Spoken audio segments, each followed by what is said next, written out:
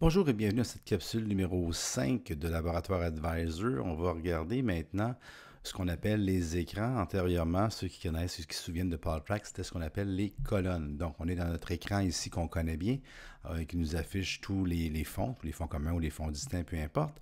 Et on va aller voir ici dans Écran, on va se rendre compte qu'il y a Fondement, qu'on peut cliquer, qu'on peut changer, et on a en bref composition, on l'avait vu un petit peu dans la capsule numéro 1 lorsqu'on avait fait le tour.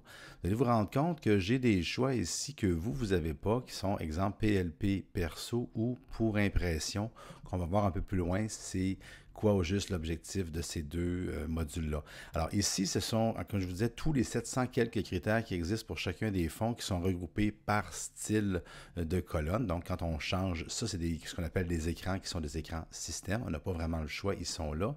Mais je peux vouloir à un moment donné commencer à les personnaliser. Et c'est là que ça va devenir intéressant.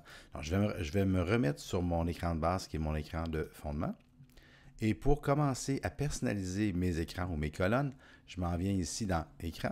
Je m'en viens dans Sauvegarder, ce qui n'est pas tout à fait la bonne notoriété. On devrait dire Gérer, mais c'est Sauvegarder. Et là, ce que vous avez gauche et droite. Alors, ce qui se passe présentement, c'est que ce que j'ai comme écran à droite, c'est Fondement. À gauche aussi, c'est égal. Mais si je voulais faire quelque chose pour la démonstration, on pourrait dire, juste pour qu'on fasse une différence, je vais écrire ici cours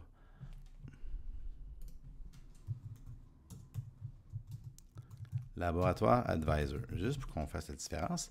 Et ce que je vais faire, c'est que je vais dire, bon, pour les fins du cours, justement, on va dire, bon, l'investisseur nanti, je n'ai pas besoin de ces renseignements-là. Catégorie de part, je n'ai pas besoin de ces renseignements. À droite, voyez-vous, c'est ce que je vais garder dans mes colonnes que je vais vouloir. Devise, je peux dire, j'en ai pas besoin. Le code, je vais le garder. Catégorie OK, cote. Matrice de style des actions, c'est un petit peu trop d'informations pour moi. Matrice de style revenu fixe, c'est un petit peu trop d'informations. Puis je peux, si je veux aller plus vite aussi, je peux tout simplement double-cliquer. Regardez bien. Ça va aussi vite, plus vite même que de toucher la flèche. Donc, je peux dire, ben 3 mois, je n'ai pas besoin. 6 mois non plus. Je vais me garder ce qu'on appelle année à ce jour. 1 an, 3 ans, 5 ans, 10 ans. Je dis, garde, je ne le prends pas 10 ans. Je vais enlever ça. Les revenus 12 mois, je peux dire, je les garde, ratio de frais de gestion. Mes frais de gestion, c'est de trop, pas besoin de ça. Actifs, j'aime toujours avoir le total des actifs. Le prix de la part, pas vraiment besoin. REER, on peut aller chercher ça ailleurs. Et vous voyez-vous, on choisit qu'est-ce qu'on veut. Statut des, voyons, statut des ventes. Bêta stratégique, on va oublier ça. Puis bêta de groupe, on va oublier ça. Voyez-vous ici à droite, ce que j'ai, ça va venir se mettre dans l'écran personnalisé qu'on appelle pour le cours Laboratoire Advisor. Si je voulais rajouter d'autres choses, bien ici, il faut que je vienne changer. Alors, pour venir changer mon choix de ce qui est disponible, je peux venir ici dans Fondement, mais je pourrais aussi, je vous le suggère de le faire surtout la première fois, d'aller cliquer sur tous les choix. Alors, tous les choix, ce que ça vous donne, c'est tous les critères possibles, imaginables qui existent dans Morningstar. Il y en a un grand nombre. Alors là-dessus, il y a des éléments, vous pouvez dire, OK, sais-tu, j'aimerais ça avoir ça. Exemple, je ne sais pas, moi je vois ici, tiens, le fameux alpha, 3 ans ou 5 ans. Hey, j'aimerais ça avoir l'alpha, exemple, dans ma colonne. Bien, on va faire double-clic, et voyez-vous, il vient d'apparaître ici. Même chose pour l'alpha 5 ans, il vient d'apparaître ici. Je pourrais faire le même principe pour tout ce qui est du reste.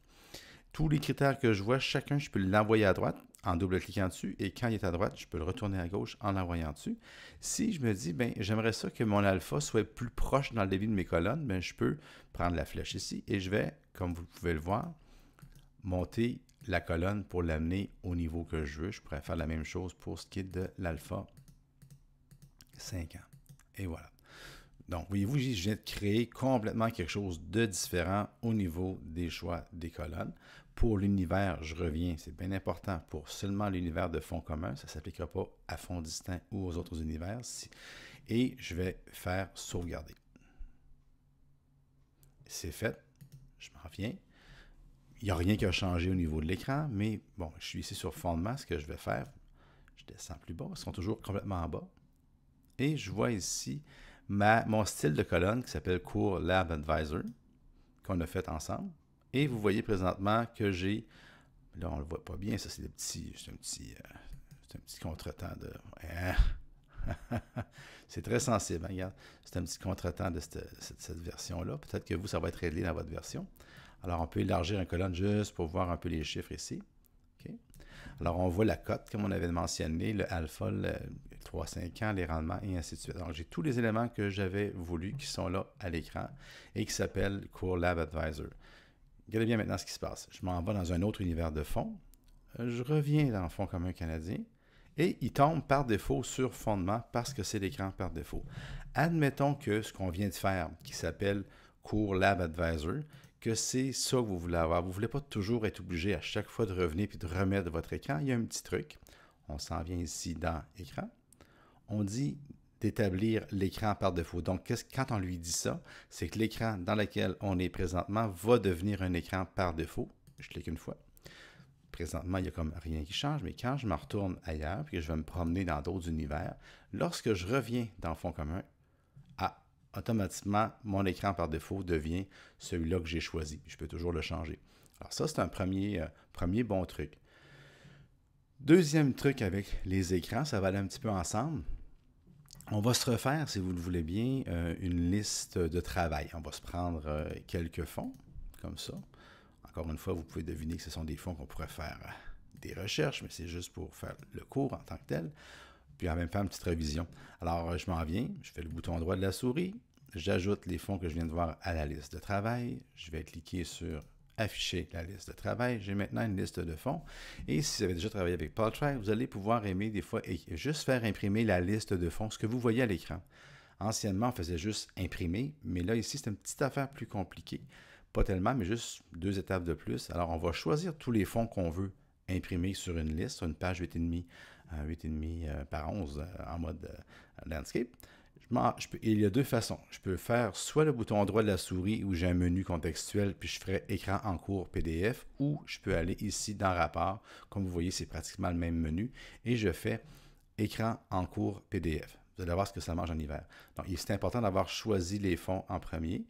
Je clique sur écran en cours PDF. Ce que ça fait, ça m'amène une interface. Et là, ça me donne la liste de tous les fonds.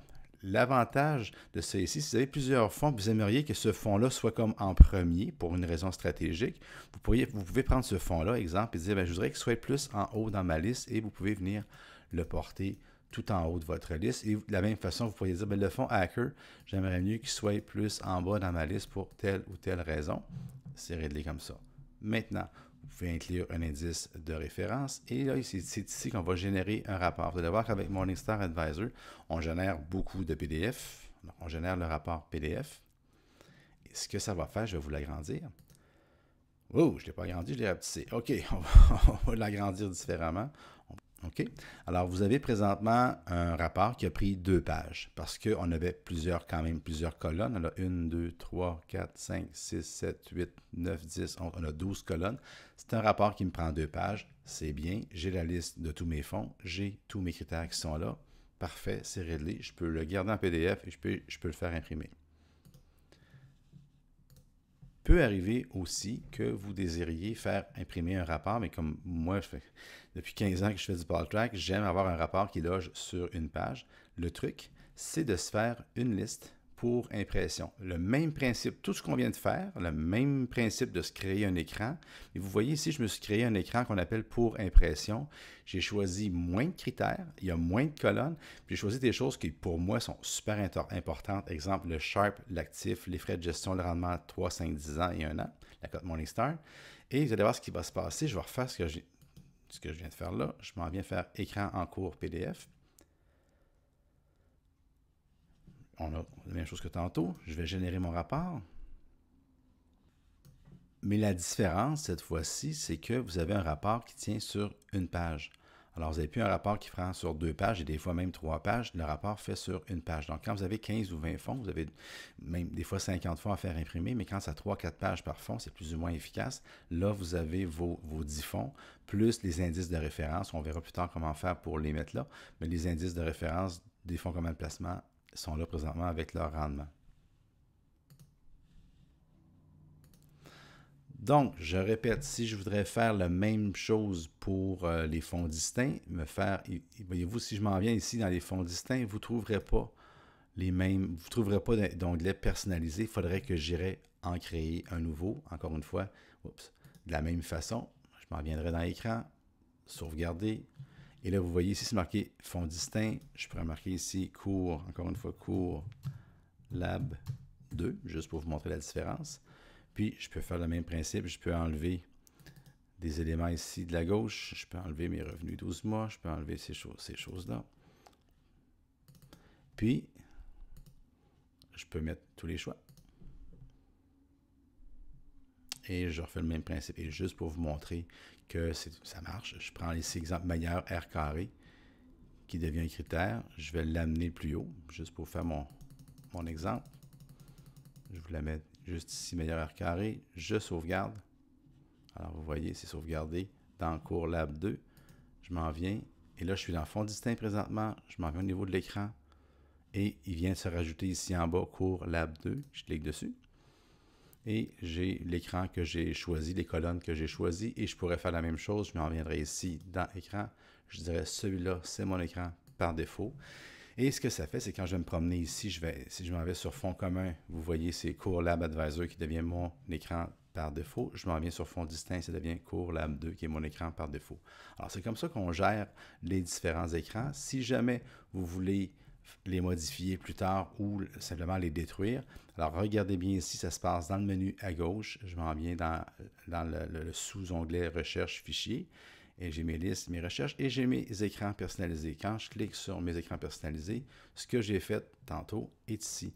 Donc, j'ai mon écran Cours Lab 2 qui est ici, mon Lab Advisor, mon perso et mon impression. Je pourrais décider de le supprimer avec le bouton droit de la souris. Je pourrais le renommer, je pourrais le modifier, je pourrais le supprimer.